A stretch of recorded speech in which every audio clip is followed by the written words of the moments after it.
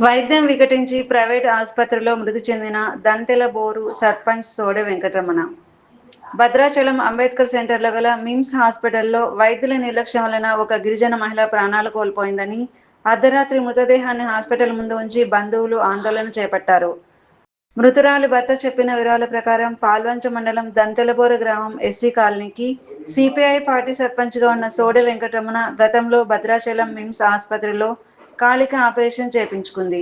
ఇటీవల కాలికి వాపు రాగా భర్త సహాయంతో భద్రాచలం మిమ్స్ ఆసుపత్రి రాగా వైద్యంలో భాగంగా సర్పంచ్ వెంకటరమణని ఆసుపత్రిలో అడ్మిట్ చేసి ట్రీట్మెంట్ చేసి మరలా ఆపరేషన్ చేద్దామని చెప్పి నిర్లక్ష్యంగా హైడోస్ యాంటీబయాటిక్స్ ఇంజెక్షన్లు వేయడం వల్లనే నా భార్యకు సీరియస్ అయిందని, ఇదేమిటని నేను ప్రశ్నించేలోపే మిమ్స్ ఆసుపత్రి వారు అంబులెన్స్ పిలిచి అసలు స్పృహలో లేని అప్పుడు ప్రాణాలతో ఉన్నదో లేదో కూడా తెలియకుండా హుటాహుటిన ఖమ్మం తరలించారని, మిమ్స్ ఆసుపత్రి సిబ్బంది మరియు డాక్టర్ల నిర్లక్ష్యం కారణంగానే నా భార్య ప్రాణాలు కోల్పోయిందని, మా ఇద్దరు పసిపిల్లలు అనాథలుగా మిగిలారని, ఇటువంటి అన్యాయం మరి ఏ కుటుంబానికి జరగకూడదని వెంటనే ఈ ఆసుపత్రిని సీజ్ చేసి నా భార్య ప్రాణాలు పోవడానికి కారణమైన డాక్టర్లపై చర్యలు తీసుకొని న్యాయం చేయగలరని చనిపోయిన వెంకటరమణ భర్త మీడియా ముందు తమ గోడును వెళ్లబుచ్చుకున్నారు.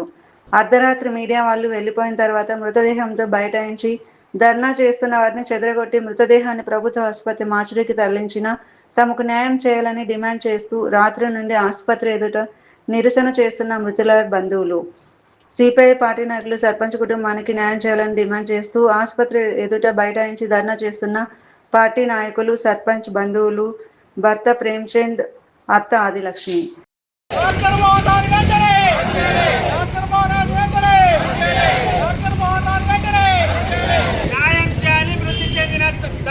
సర్పంచ్ వెంకటరమణ కుటుంబానికి న్యాయం చేయాలి. వెంకటరమణ కుటుంబానికి డాక్టర్ నిర్లక్ష్యంతో మృతి చెందిన వెంకటరమణ కుటుంబానికి చర్యలు తీసుకోవాలి. మిమ్స్ హాస్పిటల్ వైద్యులపై వెంటనే న్యాయం చేయాలి. సర్పంచ్ సోడె వెంకటరమణ కుటుంబానికి అరెస్ట్ చేయాలి. సోడె వెంకటరమణ మృతికి కారణమైన వైద్యులను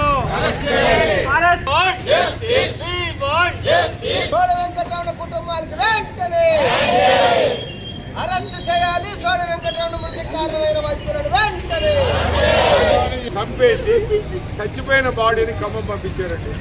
ఇక్కడ వైద్యం చూస్తే ఫిజియోథెరపీ చేసే వాళ్ళు ఇక్కడ వైద్యం చేసేది అసలు డాక్టర్లు లేరు.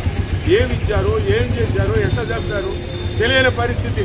చిన్న పిల్లలు చూడండి, చిన్న పిల్లల తల్లి చక్కగా ఈ పిల్లల్ని ఎత్తుకొని హాస్పిటల్కి వచ్చింది.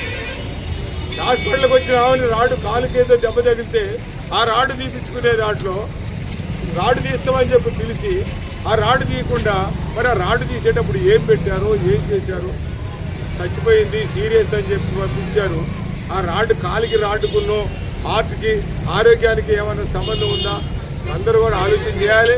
నిర్లక్ష్యంతో చేసినటువంటి వైద్యం వల్ల ఏ ఇంజక్షన్ ఇచ్చారో వికటించి బాగా సీరియస్ అయి చచ్చిపోయి తీసుకొచ్చినప్పుడు ఆ అమ్మాయిని హాస్పిటల్ నుంచి డిశ్చార్జ్ చేసి అమ్మ తీసుకెళ్తామని ఇద్దరు డాక్టర్లు అమ్మని పెట్టుకొని పోయి ఆడికి పోయిన తర్వాత ఆ అమ్మాయి చనిపోయింది.